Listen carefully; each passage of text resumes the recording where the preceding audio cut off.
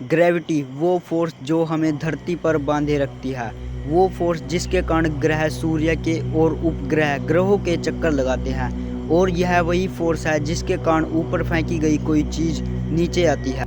इसकी खोज इंग्लैंड के महान वैज्ञानिक आइजैक न्यूटन ने की थी। कैम्ब्रिज यूनिवर्सिटी में पढ़ाई के दौरान 1665 एडी में कैम्ब्रिज में प्लेग फैल गया और उन्हें 1 साल का ब्रेक लेना पड़ा। इस ब्रेक के चलते एक दिन वे अपने फार्म हाउस में लगे एक एप्पल के पेड़ के नीचे बैठ गए। तभी एक एप्पल उनके सिर पर आकर गिरा। वे सोचने लगे कि एप्पल नीचे ही क्यों गिरा, वह हवा में क्यों नहीं उड़ा रहा। फिर उन्होंने कहा कि कोई फोर्स है जो एप्पल को धरती की तरफ खींच रही है, और इसी फोर्स का नाम उन्होंने ग्रेविटी दिया। इसके बाद आइजैक न्यूटन ने यूनिवर्सल लॉ ऑफ ग्रेविटी दिया, जिसमें कहा गया था कि हमारे यूनिवर्स में सभी ऑब्जेक्ट्स एक दूसरे को आकर्षित करते हैं, और यह आकर्षण ग्रेविटेशनल फोर्स के कारण होता है। किन्हीं दो ऑब्जेक्ट्स के बीच इस फोर्स का मैग्नीट्यूड जानने के लिए उन्होंने एक फॉर्मूला दिया, जिसे आप सब शायद जानते होंगे।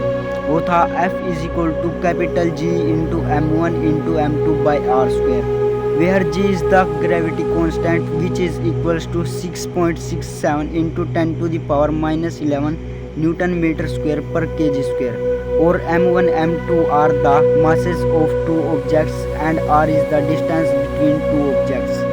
परंतु अभी तक उन्हें यह नहीं पता चला था कि ग्रेविटी कैसे काम करती है।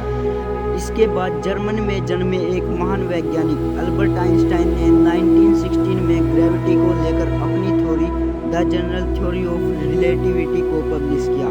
इसमें आइंस्टाइन ने कहा था कि न्यूटन का यह विचार कि भौतिक वस्तुएं एक दूसरे को आकर्षित करती हैं, यह एक भ्रम है।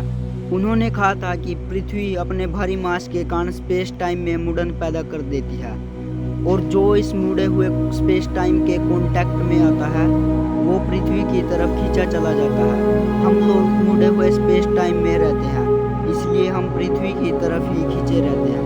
इससे हमें पता चलता है कि भौतिक वस्तु के पास अपनी कोई ग्रेविटी नहीं है, बल्कि यह स्पेस टाइम में मुड़न के कारण पैदा होती है।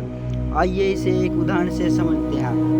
मान लीजिए एक चादर को 4 लोगों ने खींचकर कोनों में से पकड़ा हुआ है। अब इस चादर के बीच में एक भारी गोला रख दीजिए, तो चादर बीच से बैठ जाएगी, यानी कपड़े में मुड़न पैदा हो जाएगी।